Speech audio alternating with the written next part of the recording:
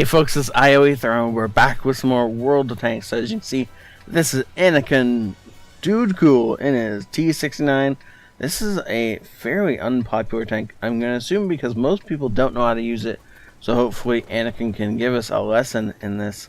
In the meantime, we also have Stoyan in his Carnarvon. These guys are both in tier 8 tanks, because it's a tier 8 tank. Tier 8 game on steps, ensign, counter battle. Now, before we get into the game, I should talk a little bit about the promotional code that's in the description for, there we go, these things. I don't know how well you guys can see those. Oh look, they're kind of see-through, my bad. But it's the new partner for the channel. It's a watch company, and we'll put that in fixed camera so we can all see what he's actually doing. They make beautiful watches. If you guys want 20% off those watches, the promo code is in the description below, and that would help out the channel. But again, only if you want one. No pressure or anything. Okay, so T28 prototype looks like he's the first one to be shot at. We can go ahead and track him, and then he was trying to unload into that side, didn't hit it. Does hit the cupola on the defender though. And so he's already got 500 damage. Unfortunately, no one else hit the prototype after he had him tracked, so we didn't get any tracking damage, but that's okay. All in all, we have a good start to this. So the first clip unloaded. Now, defender looks like he's going to back out far enough that we can hit him in the backside, but, well, it doesn't matter because he's dead already. Try and fight off a YAG 8.8. There's a P Victoria at the back of the map who looks like he wants to get shot. So is the Centurion, and they got themselves tracked already. So he's aiming for that track in. Unfortunately, it's too far away for him to be accurately firing at it. He fires one experimental shot at the P Victoria, and then bounces one for the T28, where it goes off his gun. Well, basically off his gun mantle. The thing. I'm gonna pause this for a second.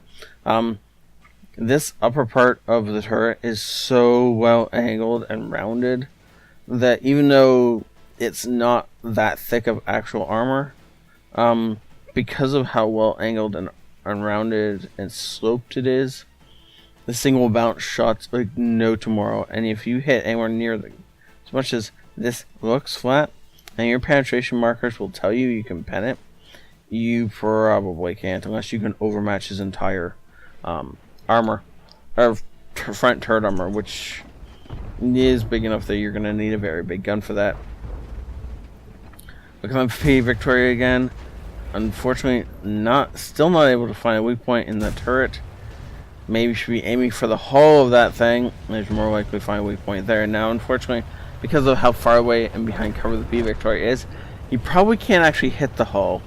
But he's going to reload another clip and go for something else different. I'm hoping he tries something different. Now our team is currently pushing out onto the cap, which is not necessarily the brightest move ever. It kind of puts them out in the open. I'm hoping they're not doing that to actually cap, but in fact doing that for some other reason. Now he almost hit the side of that T28 prototype. Unfortunately, just barely missing it, and gets his observation device blown away. As well as he bounces one from the P Victoria out there. So they are still trying to get him, and this Lorraine looks like it wants to poke. And if it pokes, it's going to get shot. It does, in fact, do that.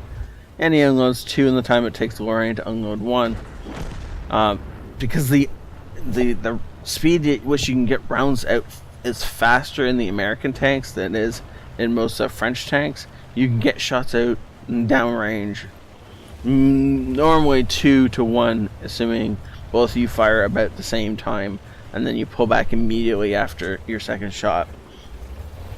Oh, look at that, prototypes coming out again. Unfortunately, we're reloading again, and Stoyan is doing okay over there in his Carnarvon. Now T28, I don't know what he was thinking. Pulling it that far will be his death, as Anakin puts 2 shots straight through the side of his tank. Not even worrying about him. And the P Victoria is out far enough. Unfortunately, only a critical hit, and not a tracking critical hit either. If we could have tracked him in place, then we definitely could have done some more damage to him. Reloading, you know, he had one shell left in the chamber because he's trying to jump over here and save his friend. Unfortunately, Stone goes down before we can get to him. Never mind, be reloaded. And now it's a 3-on-2 over here. But because of the fact that we pulled up as well as the T28 prototype, any of the reinforcements that were going to cut the enemies from being able to push up other help has been cut off. Now he's firing heat, but he's also aiming his heat. Make sure it goes into flat parts of armor that are not tracks. Do not fire. He got lucky. And then he got really lucky. Do not fire heat into tracks. It won't do anything. He aimed at the side of that T54 Mod 1, got lucky, and the shell went high and penned the side of his tank. If it had gone low, it would have got eaten by tracks. But that's okay. It's the way the cookie crumbles sometimes. He fixes his loader. You notice he still hasn't fixed his observation device. I don't know if it's necessarily needed up until now, but at this point in time I would, because of the fact that you don't know where this SDRV is and you don't know where the artillery is. The extra spying distance would be nice. That's how that works, right? It reduces your spying distance when it's damaged. It should. I don't actually know. And it doesn't give me a tooltip, so that's fine. Fun too. SDRV has been located, and we are currently on just under 3,000 damage. So I don't know what it takes to ace this thing, but we'll find out in this game. Look at that. We find the M4043, and he's just going to peek over this ridge and put 2 shells into him. And 1, and 2. Good job. And he could reload right now. I'm going to say he should, and he does. Nice to see him actually do that. Many people actually hang on to their shells longer than they ought to. The reason for that is they think they're going to need them immediately. But if you don't need your shells immediately, you should be reloading. He's checking out the damage to his tank. But anyways, because at this point in time, he can clean up back there. Okay. So let's say absolutely worst case scenario, T34 and T44 get ammo wrecked and die. He is the only one over here. All 3 enemy tanks jump on the cap.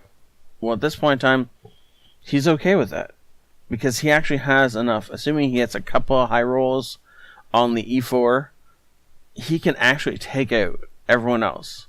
He can take out all 4 of them in one clip, assuming, again, a couple of high rolls. His average damage is 250, 240 even.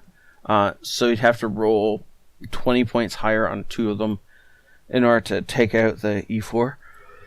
But still possible. Assuming one of them gets taken out, he can definitely clip out the other 2 with certainty. Now, I don't know yet what he's loading, but I assume it's a standard round. Yeah, it is. He's got 12, so it's standard rounds. But he can pen the backs and sides of every tank there easily. He should not be aiming for front. He should be aiming for sides and backs. And I'm sure that's exactly what he's going to be doing. But our T34 is going to go in there first and take 1 out. And our T44 is going to take the other one out. Yes, is that what happens? Nope. We get him and we unload. No, unfortunately we don't get to unload, because the T34 reloads first. But 5 kills isn't half bad either. Well played, sir. Mastery Badge, Ace Tanker, Bruiser, Demolition Expert, Fighter, and Fire for Effect. Well done overall. Even managing to bounce some shots. Not that that's horribly difficult as long as they don't overmatch your turret. Look at that. Top of the board. Not quite top of the board in damage done. The mod, what was it? Prototype? Yeah. Prototype got more done in actual damage, but because of the spawning damage he did, and because of the fact that he survived and the fact that he got more kills, he ends up getting more experience in the end. But overall, well done to him. Well done actually to both of them. But Anakin, of course, earning the Ace Tanker in this thing. is quite is gonna deserve top props, because really, why not? 23,000 credits earned. Not as much as he could have, obviously, but considering the fact that he fired a bunch of gold and his ammo costs alone were 20k, this was pretty good. You can see how little it costs to fix this thing, and overall, its ammo is pretty cheap, assuming you're using it effectively and not bouncing it off the front of heavy tanks. If you're going after mediums or tank destroyers in the sides, you can unload entire clips and just wipe out entire flanks. And this thing is beautiful for that. 4,000 experience, considering it was his basically a daily double, and being in platoon. That is realistic for anyone who runs this thing. So thank you very much, Anakin, for showing us this. Thank you all for watching again. Check out the link in the description below and the coupon code if you guys are interested in watch. If you're not, that's cool. Just hit the like button for me if you could. And I'll see you all later as ioEther out.